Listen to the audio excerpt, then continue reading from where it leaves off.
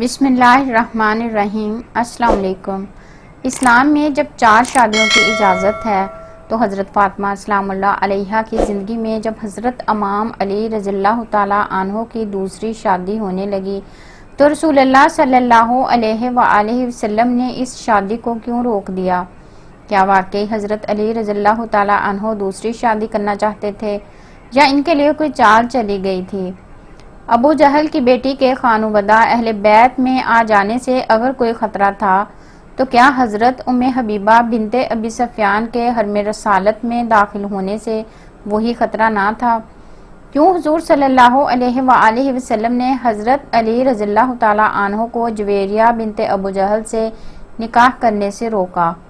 اور خود حضرت ام حبیبہ بنت ابو سفیان سے شادی کی؟ خواتین و حضرات، ویڈیو کو مکمل دیکھے بنا آپ اس بارے میں کوئی بھی حتمی فیصلہ نہیں کر پائیں گے۔ آج کا واقعہ حضرت امام زین العابدین حضرت علی رضی اللہ تعالیٰ عنہ بن امام حسین اور ابو ملیکہ کی روایت سے پیش کیا جا رہا ہے، جسے انہوں نے مسعود بن مخرمہ سے روایت کیا ہے، جبکہ امام بخاری نے احکام و مسائل جلد اول صفحہ نمبر 314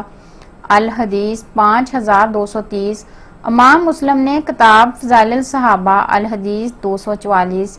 ابو داؤد نے کتاب النکاح میں، ابن ماجہ نے بھی کتاب النکاح میں، ترمذی میں کتاب المناقب میں اور حاکم میں کتاب المعرفۃ الصحابہ میں بہت سی سندوں سے اس واقعہ کو روایت کیا ہے۔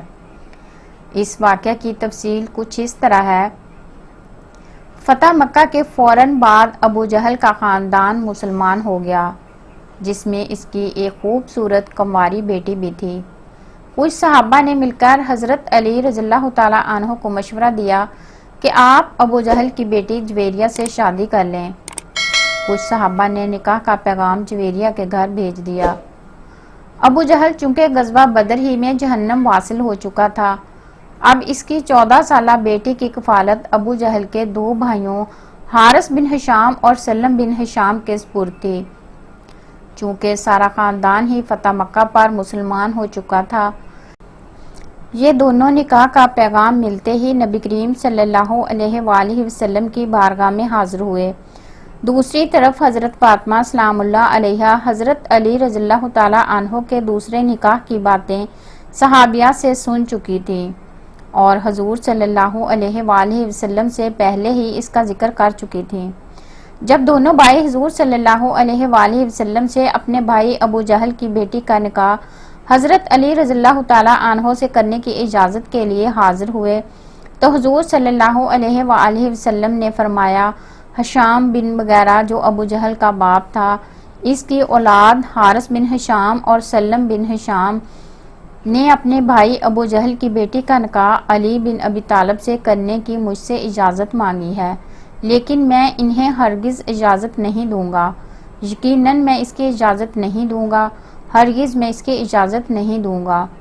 البتہ اگر علی بن ابی طالب میری بیٹی کو طلاق دے کر ان کی بیٹی سے نکاح کرنا چاہیں تو میں اس میں رکاوٹ نہیں بنوں گا، کیونکہ فاطمہ میرے جگر کا ایک ٹکڑا ہے، جو اس کو برا لگے وہ مجھ کو بھی برا لگتا ہے، اور جس چیز سے اسے تکلیف پہنچتی ہے اس سے مجھے بھی تکلیف پہنچتی ہے۔ اس کے بعد حضور صلی اللہ علیہ وآلہ وسلم نے فرمایا، میں حلال کو حرام اور حرام کو حلال نہیں کرتا، مگر خدا کی قسم اللہ کے رسول کی بیٹی اور اللہ کے رسول کے دشمن کی بیٹی ایک جگہ جمع نہیں ہو سکتی۔ اس واقعہ پر کوئی یہ شک کر سکتا ہے کہ رسول اللہ صلی اللہ علیہ وآلہ وسلم نے خود بھی شادیاں کی تھی، تو پھر حضرت علی رضی اللہ تعالیٰ عنہ کو دوسری شادی کرنے سے کیوں روکا؟ کیوں اپنی بیٹی کے حق میں سوکن کو پسند نہیں فرمایا؟ اب دیکھیے رسول اللہ صلی اللہ علیہ وآلہ وسلم کے معاملے میں کیا پیچیدگی واقع ہوتی ہے۔ شرعاً آپ صلی اللہ علیہ وآلہ وسلم کی بیٹی پر بھی سوکن لانا آپ صلی اللہ علیہ وآلہ وسلم کے داماد کے لیے حلال تھا۔ اسی وجہ سے حضور صلی اللہ علیہ وآلہ وسلم نے بھی یہ نہیں فرمایا کہ ان کے لیے یہ فعل حرام ہے، بلکہ آپ صلی اللہ علیہ وآلہ وسلم نے خود تصریح فرمائی کہ میں حلال کو حرام نہیں کرتا۔ لیکن یہاں حضور صلی اللہ علیہ وآلہ وسلم کی ایک ہی شخصیت میں دو مختلف حیثیتیں جمع تھیں۔ ایک حیثیت میں آپ صلی اللہ علیہ وآلہ وسلم انسان تھے اور فطرتاً یہ ممکن نہ تھا کہ آپ صلی اللہ علیہ وآلہ وسلم کی صاحبزادی کے گھر میں آنے سے تلخی پیدا ہو۔ اس کا تھوڑا بہت اثر آپ صلی اللہ علیہ وآلہ وسلم کی طبیعت پر نہ پڑے۔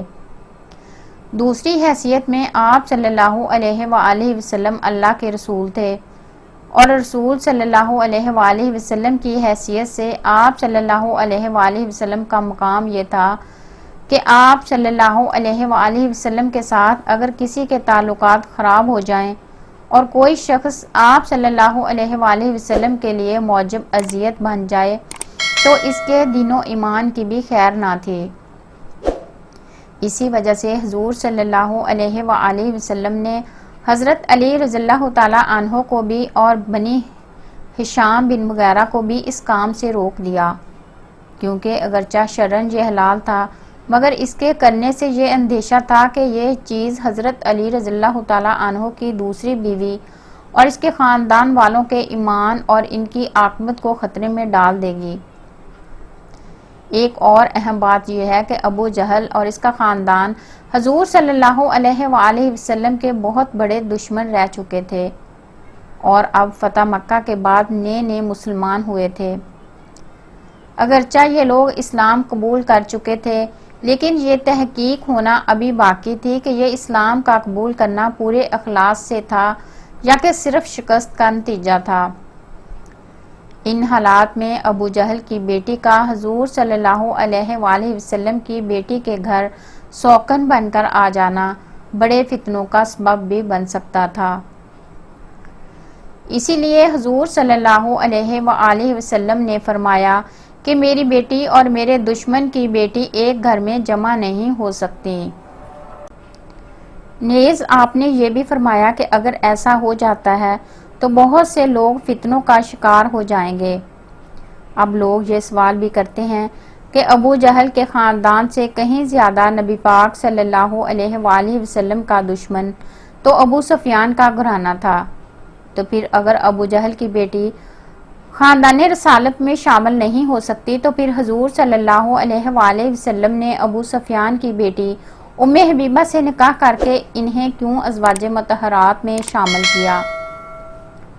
یاد رہے کہ ابو جہل کی بیٹی اور اس کا سارا خاندان مکہ فتح ہونے پر مسلمان ہوا، جن کا امتحان ابھی باقی تھا،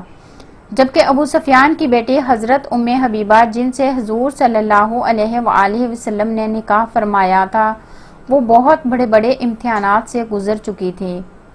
ابو سفیان کی بیٹی ہند بنت عتبہ،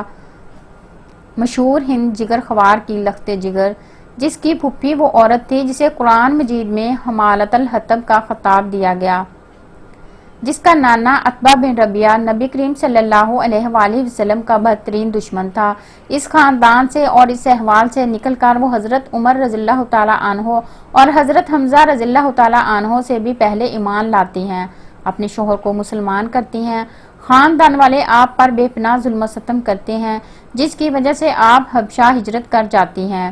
حبشہ جا کر ایک نیا امتحان شروع ہوتا ہے، وہاں جا کر شوہر عیسائیت قبول کر لیتا ہے اور حضرت ام حبیبہ دین کی خاطر شوہر سے علیحدگی اختیار کر لیتی ہیں۔ ایک انجان ملک میں آپ تنہا اپنی چھوٹی سی بچی کے ساتھ عزم و استقلال کے ساتھ زندگی گزارنا شروع کر دیتی ہیں۔ تب نبی صلی اللہ علیہ وآلہ وسلم کی نگاہ انتخاب آپ پر پڑتی ہے اور آپ حبشہ ہی میں ان کو نکاح کا پیغام بھیجتے ہیں۔ غزوہ خیبر کے بعد وہ حبشہ سے واپس آ کر حرم نبوی میں داخل ہوتی ہیں۔ اس کے تھوڑی ہی مدت بعد قریش صلح حدیبیہ کی خلاف ورزی کے مرتکب ہوتے ہیں اور ان کو اندیشہ ہوتا ہے کہ نبی صلی اللہ علیہ وآلہ وسلم اب مکہ پر چڑھائی کر دیں گے۔ اس موقع پر ابو سفیان صلح کی بات چیت کے لیے مدینے آتا ہے اور اس امید پر بیٹی کے ہاں پہنچتا ہے کہ اس کے ذریعے صلح کی شرائط طے کرنے میں سہولت ہوگی۔ برسوں کی جدائی کے بعد پہلی مرتبہ باپ سے بیٹی کو ملنے کا موقع ملتا ہے۔ مگر جب وہ رسول صلی اللہ علیہ وآلہ وسلم کے فرش پر بیٹھنے کا ارادہ کرتا ہے تو بیٹی فوراً یہ کہہ کر فرش سے اٹھا دیتی ہے کہ رسول صلی اللہ علیہ وآلہ وسلم کے فرش پر ایک دشمن اسلام نہیں بیٹھ سکتا۔ تو ناظرین، ان سب باتوں کے باوجود اگر کوئی شخص حضرت حبیبہ کا موازنہ ابو جہل کی بیٹی جویریہ سے کرے تو میرے خیال میں اس سے بحث کرنا فضول ہوگا۔ البتہ جویریہ کا حضرت علی رضی اللہ تعالیٰ عنہ کے گھر آنا فتنوں سے خالی نہ تھا، کیونکہ یہ ابو جہل کے خاندان کی سازش بھی ہو سکتی تھی کہ جن کو اسلام لائے ابھی چند مہینے بھی نہ ہوئے تھے۔ اور یہ بات یاد رکھے کہ جویریہ کا نکاح حضرت امام علی رضی اللہ تعالیٰ عنہ سے نہ ہونے کا سب سے بڑا سبب یہی تھا۔ حضور صلی اللہ علیہ وآلہ وسلم نے فرمایا، میری بیٹی اور میرے دشمن کی بیٹی ایک گھر میں جمع نہیں ہو سکتی۔